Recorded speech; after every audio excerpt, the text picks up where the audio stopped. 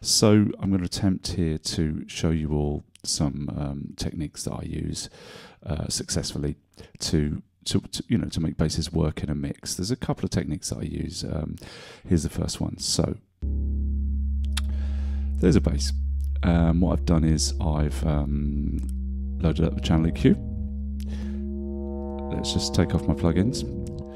The EQ that you see here on the channel EQ is not my EQ. This is the EQ from Seb's project that he very kindly submitted for this video tutorial.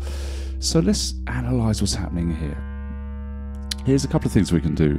At the moment, we're analyzing this bass at a low resolution. First off, I like to take the resolution to high, so I get a better picture of what's actually happening. I can really clearly see here, as you can, that the peak of this bass, the peak frequency, the central frequency of this bass is around about 95 Hertz. So what we need to do is to allow the sub-frequencies to come through, but not to kill our kick. I think Seb's probably put this EQ curve and this low pass in here to sort of tailor the sound, make it less middly, which is great. So let's show you the kind of thing we can do. I always like to use a spectrum analyzer. So the EQ here is being used as a spectrum analyzer for that purpose only. I'm not actually going to EQ anything because there's something more clever to do than EQ things, which is to use dynamic equalization. Lots of people call it multi-band compression, frequency conscious compression, that kind of stuff. So what I want to do is, the first thing I am going to do actually is just take this low cut out, this high pass, because I want these low frequencies. This is you guys haven't heard this track. This is a dubstep track and we want some real low bass. So let's show you what we can do with this. So I have the channel EQ in first. It's followed by the Synalxis DQ1, which is a multi-band frequency conscious compressor. Okay, it's 4 bands, 1, 2, 3, 4. Okay, each band has a Q, a bandwidth, okay, the actual width of the frequencies that we're working on. It has a central frequency, so we can set a central frequency and then decide how wide a band of frequencies above and beyond that frequency we're actually working on. And as with all compressors, it has an attack and release setting. The attack is how quickly it begins to work, and the release is how long it continues to work. More of this in compression tutorials, but here we go. We've got 4 bands, so we can select a different frequency for each band, and rather than compress the whole frequency range as with a normal compressor, what this will do is each band will compress a specific frequency range.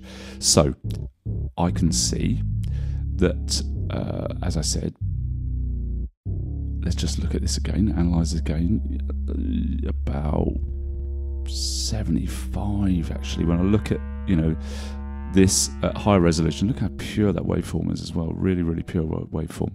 So let's look at this frequency, and what we want to do is pull that frequency back. I'll tell you why. What we find with basses is that the higher notes tend to cut through the mix more than the lower notes. This is a lot to do with the thing that's called the Fleischer-Munson curve. The Fleischer-Munson curve states that higher frequency sounds are more perceptible, more audible at higher volume, lower volume, sorry, and that lower frequencies tend to disappear at lower volumes. So what we need to do is ascertain the frequencies in this bass that are cutting through the mix even at low volume. Okay, and then if we attenuate those, then we can push the lower frequencies up to balance the whole bass sound out, so that the lower frequency notes are louder and the higher frequency notes are quieter.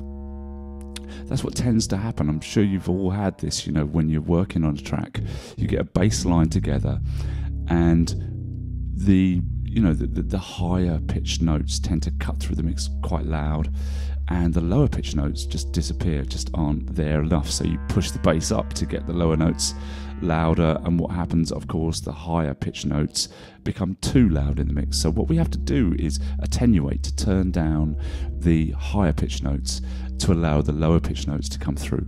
So here's what we're going to do. Let's look for our central frequency, which I'm going to say is about 70. You know, just looking at this against the graph here, I'm going to say that's about 70.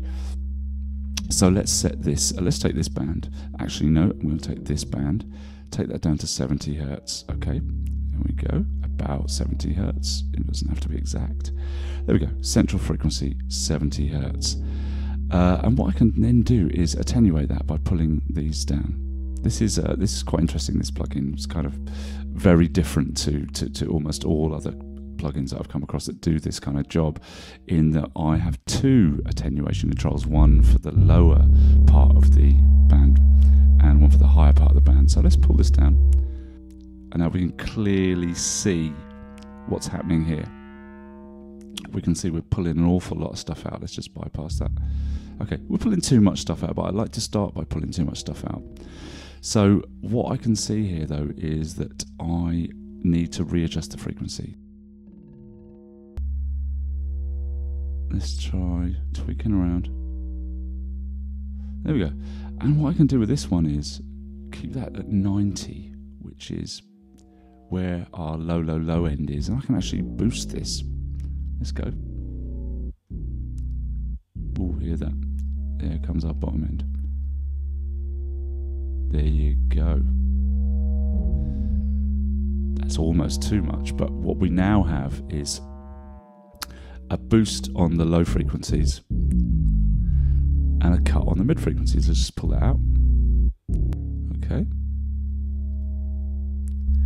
Suddenly we have a very bassy bottom end. Okay. Takes a lot of tweaking usually. You know, I'm just playing around here and that probably sounds cool, but we haven't even tried it with the kick drum yet, that kind of thing. So what I'm going to do is just play around with what I'm cutting here and cut more of it.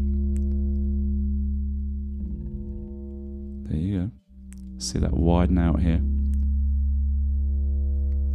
And then what I can even do is take more of that high end out, because we're looking for a sub bass here. Okay, so let's take more of the high end out.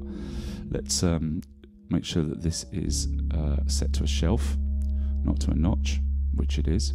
So let's just pull out that high end. There it goes. Let's pull the frequency down so we've removed even more of it.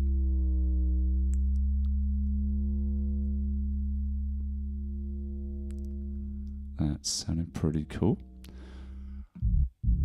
Let's put it in the track. Now we've lost volume on that because obviously I've attenuated an awful lot, so let's just turn it off in the mix.